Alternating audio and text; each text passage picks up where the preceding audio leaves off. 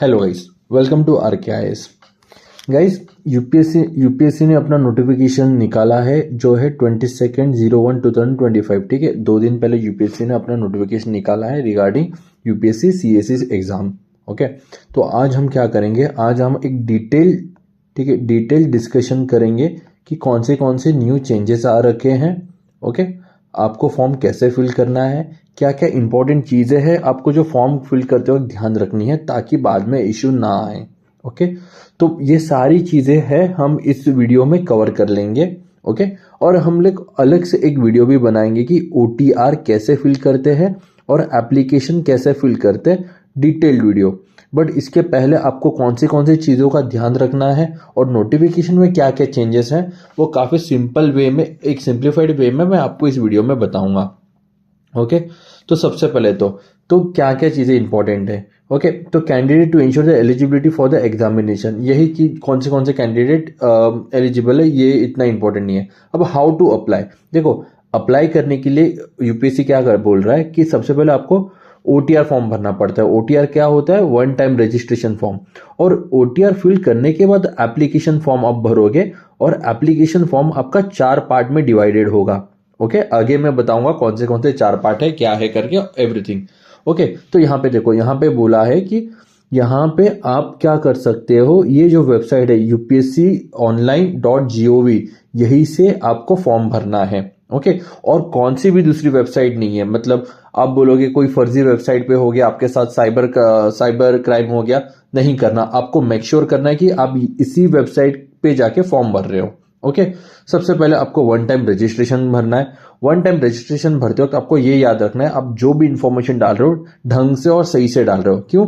क्योंकि अगर आप सही से इंफॉर्मेशन नहीं डालोगे तो आगे जाके दिक्कत होगी। क्योंकि आप ओटीआर में जो भी इशू कर रहे हो, ठीक है, ओटीआर में आप कुछ भी चेंजेस करना है, आपको बस एक ही चांस मिलेगा लाइफ टाइम में। ऐसा नहीं कि इस साल में, ठीक है, इस ईयर में नहीं, अगले ईयर में नहीं, पूरे लाइफ टाइम में आपको एक ही चांस मिलेगा चेंजेस करने के लिए। तो ओटीआर जो है आपको ढंग से भरना पड़ेगा। हम इसके ऊपर एक डिटेल वीडियो लेके आएंगे ओटीआर के ऊपर। ओके, देन इसके बाद ओके, अब देखो, आप समझो तो आपने ओटीआर भर दिया, और ओटीआर में कुछ तो गलती कर दी, ठीक है, कुछ तो रॉन्ग डेटा भर दिया, तो ऑब्वियसली वो आपको चेंजेस करनी पड़ेगी। जो यूपीएससी आपको मौका दे रहा है once in a life time का। ओके, तो वो कब कर सकते हैं, तो यहां पे देखो, in case the candidate want to effect any changes in the OTR, okay, once in a life time जो भी है, after registration of OTR platform. यहां पे क्या बोला है, the changes, okay, the change in the OTR profile available till expiry of 7 days of the next day of the closure of applications. For example, okay, UPSC का notification आया 22 जैन को, ठीक है, 22 जैन से लेके 11 फेब तक आप फॉर्म भर सकते हो 6 बजे तक, ठीक है, पीएम। अब ओटीआर में आपको जो भी चेंजेस करने हैं तो 11 फेब के बाद कर सकते हो। मतलब कि 12 फेब से लेके, ठीक है, 12 फेब से लेके आप 18 फेब तक, ओके, ये चेंजेस यहां पे कर सकते हो। 18 फेब तक ये चेंजेस कर सकते हो। बट मेक श्योर करना कि आप कोई चेंजेस आपको कोई चेंजेस करनी ही नहीं है। ओके, तो यहां पे in case the candidate after registration apply for the first time in the examination, the last date of modification of OTR registration would be 18/08/2025। Okay, यहां पे क्लियर है। ओके, अब देखो, अगर कोई चेंजेस करनी है, जैसे पहले आपको ओटीआर भरना होता है, ओटीआर के बाद आपको एप्लीकेशन फॉर्म भरना होता है। व्हाट इफ अगर आपको एप्लीकेशन फॉर्म में नहीं, ओके, आपके ओटीआर में, आपके एप्लीकेशन फॉर्म में आपको कुछ चेंजेस करने हैं, तो यूपीएससी इसका भी आपको मौका देगी, ठीक है, modification application form other than OTR profile. ठीक है, यहां पे क्या होगा, जैसे ही आपका फॉर्म भर के हो जाएगा, 11 फेब लास्ट डेट है, तो इसके बाद 7 दिन की विंडो आपको मिलेगी, 12 से लेके 18 तक, open for 7 days from the date of opening of the same. ठीक है, इसके बीच में आप ये चेंजेस कर सकते हो। ओके, फिर इसके बाद, और in case candidate want to carry out any changes in his OTR profile during this period, then he should log into OTR platform and do the needful. In order, no changes in the OTR profile can be made by visiting the window for modification in the application form. मतलब मैं समझाता हूं, समझो आपका एक OTR form है। Okay, OTR form अलग होता है, उसके बाद एप्लीकेशन फॉर्म अलग होता है। ओके, अगर आपको चेंजेस करने हैं OTR में, तो आपको OTR फॉर्म में जाके चेंजेस करने पड़ेंगे, ना कि एप्लीकेशन फॉर्म में। ओके, एप्लीकेशन फॉर्म में सिर्फ एप्लीकेशन में चेंजेस होंगे, OTR वाले चेंजेस नहीं होंगे। बस सिंपल वे में इसको ये ही इतना बोल रहा है, ठीक है। इसके बाद the candidate will not be allowed to withdraw their application after the submission of the same. Candidate अपना एप्लीकेशन वापस नहीं ले सकता। वैसे ये इतना इंपॉर्टेंट नहीं है। अब देखो फोटो से related, the candidate should have detailed of one photo ID, ठीक है। फॉर एग्जाम्पल, आप एग्जाम के लिए जा रहे हो, ठीक है, आपकी ये हॉल टिकट है, आपकी हॉल टिकट के ऊपर यहाँ पे फोटो ID होता है। एग्जामिनर को कैसे पता है कि आप ही है वो, ठीक है। तो इसके लिए आप क्या करते हो, एक फोटो ID देते हो, ठीक है, एक फोटो ID देते हो। फॉर एग्जाम्पल आपका आधार कार्ड, तो आधार कार्ड में वो क्या करता है, आपको वेरीफाई करता है कि यस आधार कार्ड का फोटो और आपका फोटो, आप जो एग्जाम में बैठे हो, और ये तीनों चीज वेरीफाई करता है। ओके, और उनको पता लगता है कि यस आप ही हो। तो यहां पे जो हम लोग फोटो ID दे रहे हैं ना, तो वो फोटो ID की बात हो रही है कि आधार कार्ड हो सकता है, वोटर ID हो सकता है, pan card, passport, driving licence और any other photo ID issued by state और सेंट्रल गवर्नमेंट। ओके, स्टेट और सेंट्रल गवर्नमेंट, लोकल गवर्नमेंट का कुछ नहीं चलेगा यहां पे। ओके, फिर इसके बाद the photo ID will be used for all future reference and the candidate is advised to carry the photo ID card while appearing for the examination personality test। मतलब वही फोटो ID आपको prelims पे लगेगा, वही photo ID आपको mains पे लगेगा, और वही फोटो ID आपको इंटरव्यू मतलब पर्सनैलिटी टेस्ट में भी लगेगा। ओके, तो ये क्लियर है। चलो आगे बढ़ते हैं। अब last date for receipt of the application वहां पे 11 Feb 2025 6 बजे, ठीक है, 6 बजे, 12 बजे नहीं, ठीक है, 12 बजे नहीं, 11 बजे नहीं, 10 बजे नहीं, 6 बजे, ठीक है। फॉर एग्जाम्पल अब क्या करो ना, आपका जैसे बहुत सारे बच्चे क्या करते हैं कि 11 Feb तक मुझे बोल रखा है, डेट दिया, तो मैं क्या करूंगा 10 Feb तक दूंगा। अब 10 Feb को फॉर्म भरने लेंगे, उसको कुछ ना कुछ करके 11 Feb चला जाएगा।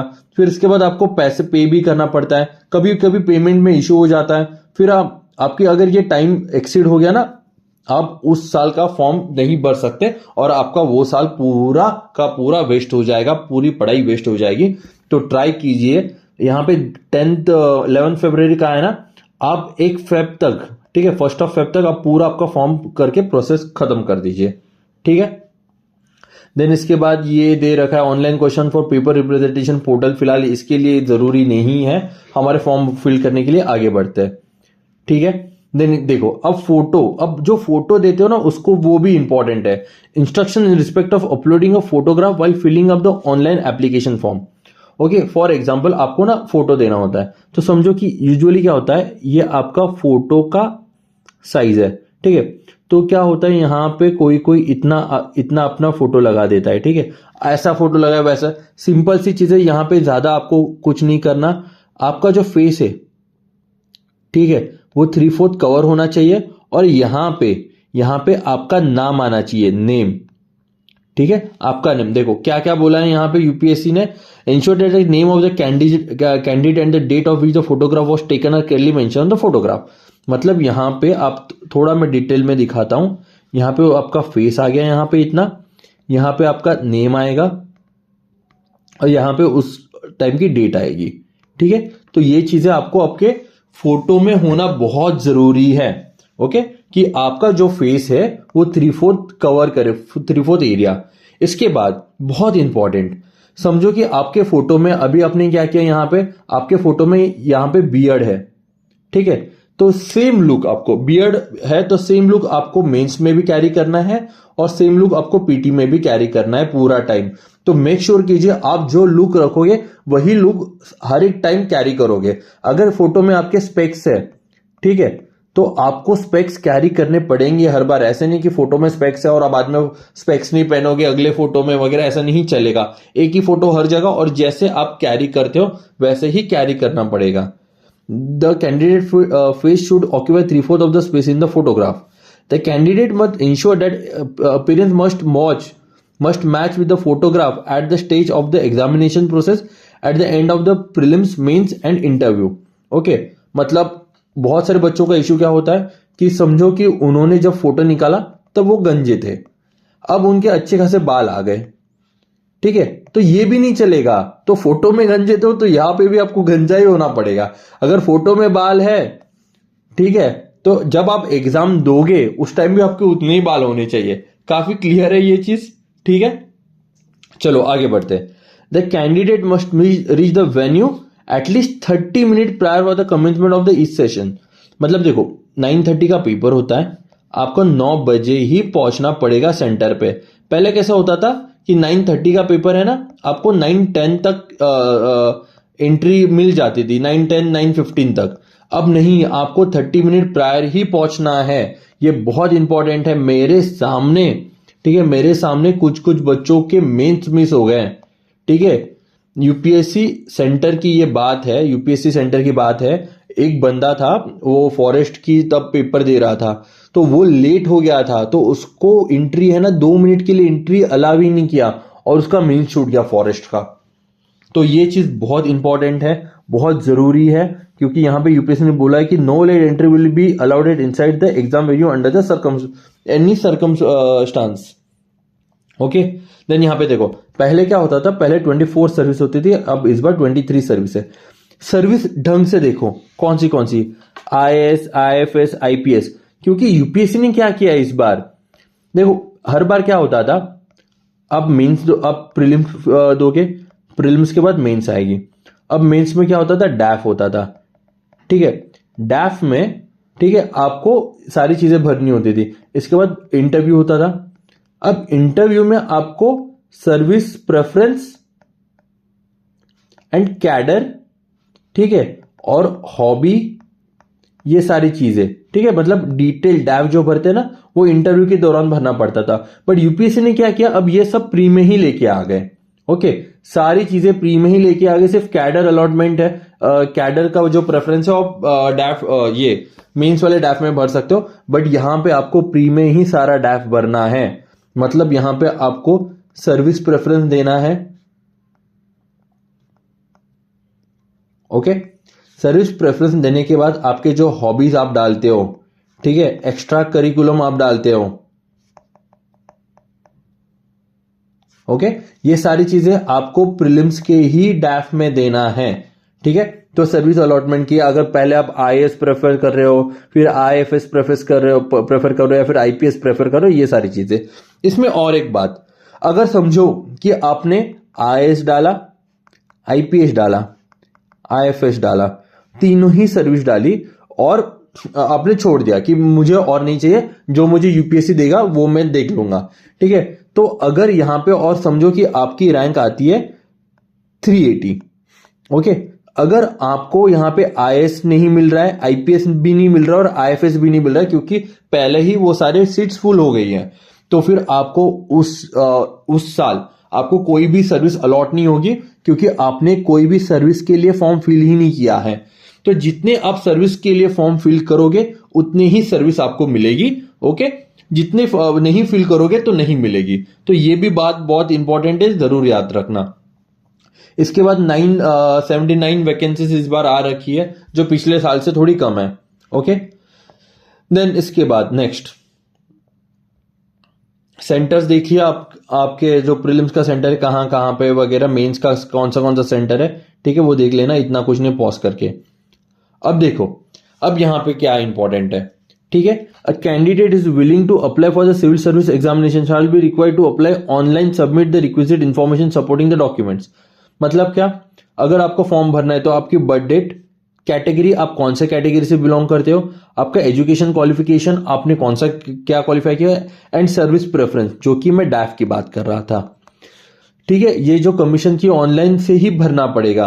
अगर आपने नहीं भरा तो आप कैंडिडेट आपका कैंसिल किया जाएगा, ठीक है। इसके बाद जैसे ही आपका प्री होता है, प्री के बाद आपका रिजल्ट आता है, रिजल्ट के बाद 10 डेज का आपको एक विंडो मिलेगा। उस 10 डेज के विंडो में, ठीक है, आपको क्या करना पड़ेगा, कैडर प्रेफरेंस डालना पड़ेगा फॉर द क्वालिफाइड, ठीक है, जो भी आपका कैडर प्रेफरेंस है, और उसकी फीस होगी 200 रुपए, ओके। तो इसके बाद जैसे मैंने कहा था कि मेंस में जो कैडर प्रेफरेंस भरना है वो।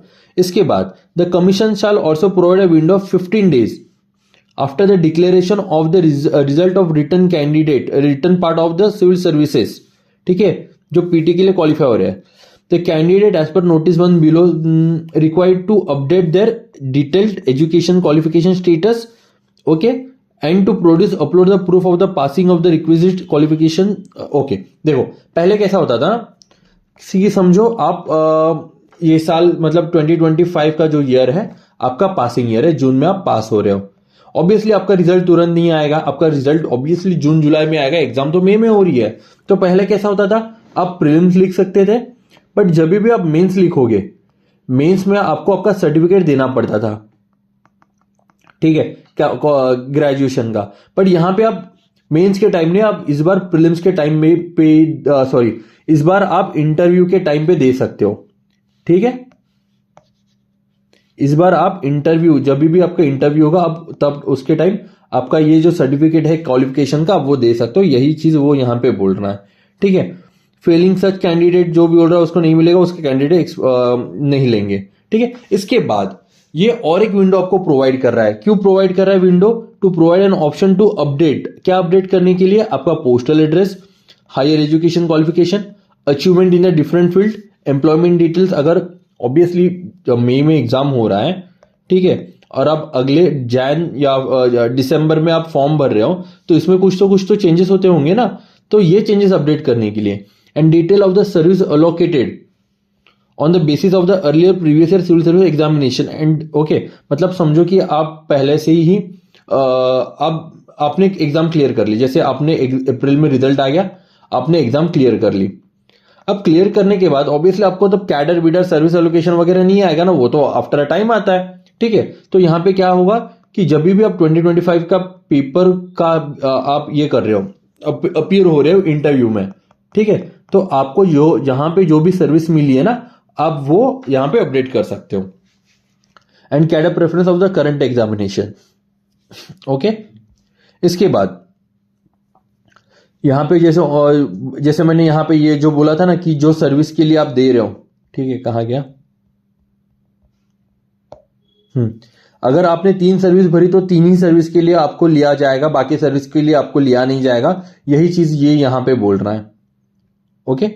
यहां पे in case preference of none of the service is indicated, the candidate will not be consider for the service allocation, जैसे मैंने कहा था, ठीक है। ये बहुत इंपॉर्टेंट है, तो हर एक सर्विस डाल के रखो, जरूरी नहीं है आपको जो चाहिए वही मिले। व्हाट इफ वो नहीं मिलेगी, तो आपको कोई ना कोई तो सर्विस चाहिए ना, तो इसके लिए जरूरी है, ओके। देन ठीक है, आगे बढ़ते हैं।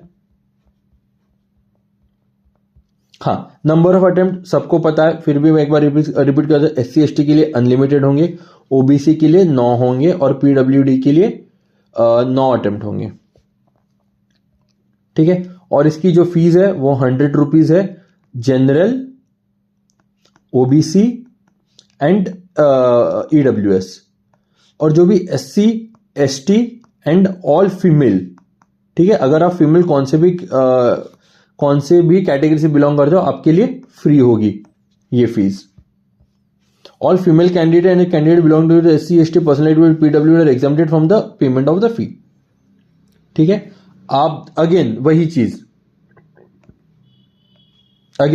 Apply online using website upsconline.gov, इसी से करना है। OTR भरोगे, OTR फिल करने के बाद एप्लीकेशन भरोगे। एप्लीकेशन 4 हिस्सों में होगा, चारों के चारों पार्ट आपको फिल करना है, ओके। अगेन मॉडिफिकेशन कब कर सकते हो कि फॉर्म का जो क्लोजर डेट है, जैसे कि 11th of Feb हो रहा है, तो उसके 7 दिन बाद 12 से लेके 18 फेब तक आप OTR में चेंजेस कर सकते हो, और इसी के साथ साथ आप एप्लीकेशन में भी चेंज कर सकते हो, बट दोनों के लिए अलग अलग जगह है चेंजेस करने के लिए, ओके। देन इसके बाद candidate applying for the civil service examination will be required to indicate information, okay, as detail of the centre. मतलब आपका मेंस का सेंटर, आपका फॉरेस्ट्री का, ठीक है, फॉरेस्ट्री का सेंटर, आपका जो ऑप्शनल है, आपका ऑप्शनल सब्जेक्ट कौन सा है वो बताना है। फिर आप जो एग्जाम लिखोगे वो कौन से इसमें लिखोगे, कौन से लैंग्वेज में लिखोगे वो बताना है।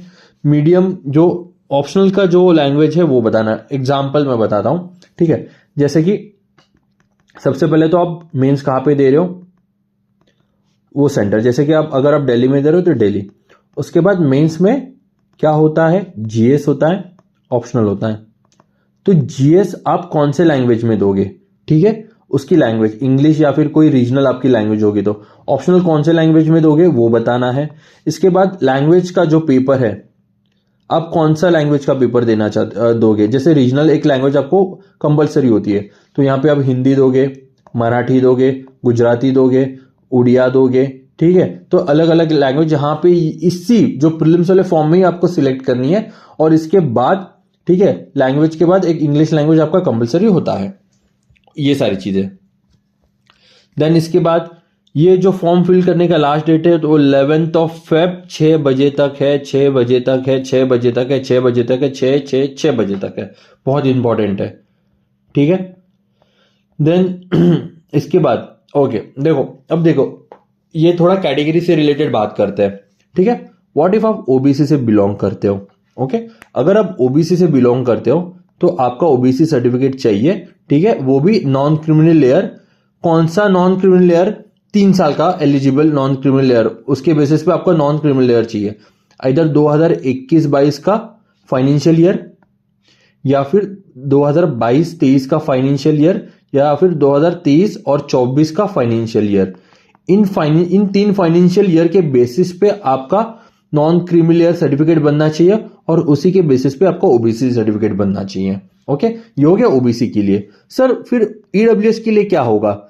ईडब्ल्यूएस के लिए भी आपका जो सर्टिफिकेट बनेगा वो फाइनेंशियल ईयर यूपीएससी ने दे रखा है, वो फाइनेंशियल ईयर दे रखा है यूपीएससी ने, ठीक है।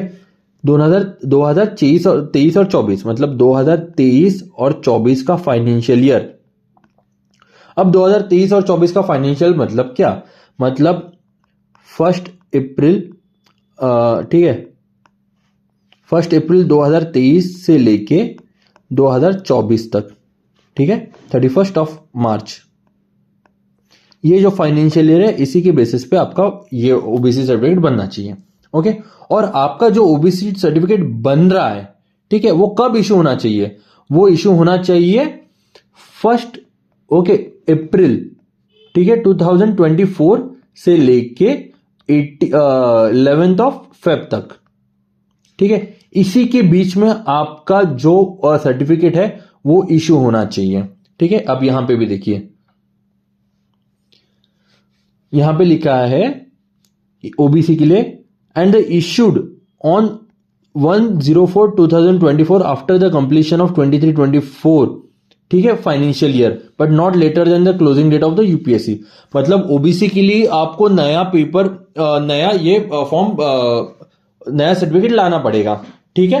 तो ये इंपॉर्टेंट है यहां पे। और SC ST OBC के लिए, SC ST के लिए ऑब्वियसली आप एलिजिबल हो वही जरूर है, उसके लिए कोई नॉन क्रिमिनल ईयर होता नहीं है, तो इसकी वजह से फाइनेंशियल ईयर का कोई सीन होता नहीं है इसमें, ठीक है।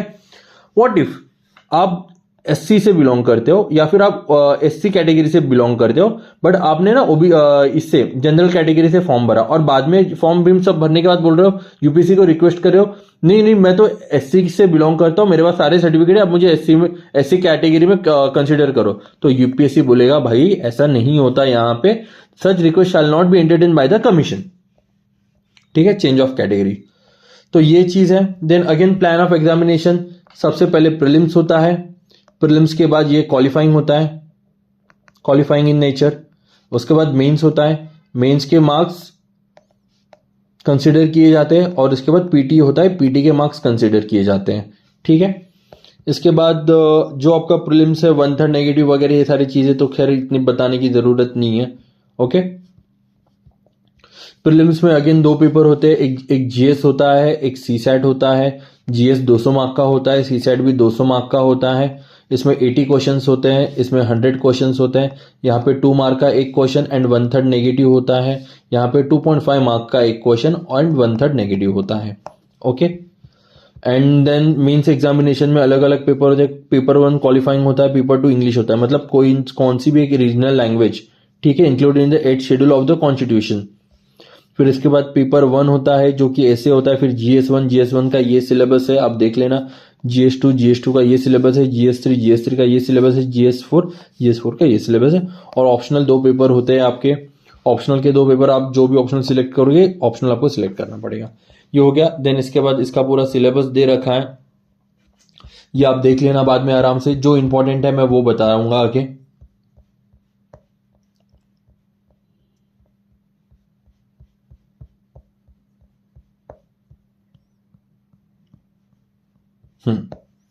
यहाँ पे देखो, यहाँ पे क्या इंपॉर्टेंट है, यहाँ पे बोला गया है, जैसे मैंने कहा था ना कि candidate will require to complete the online application form containing 4 stages.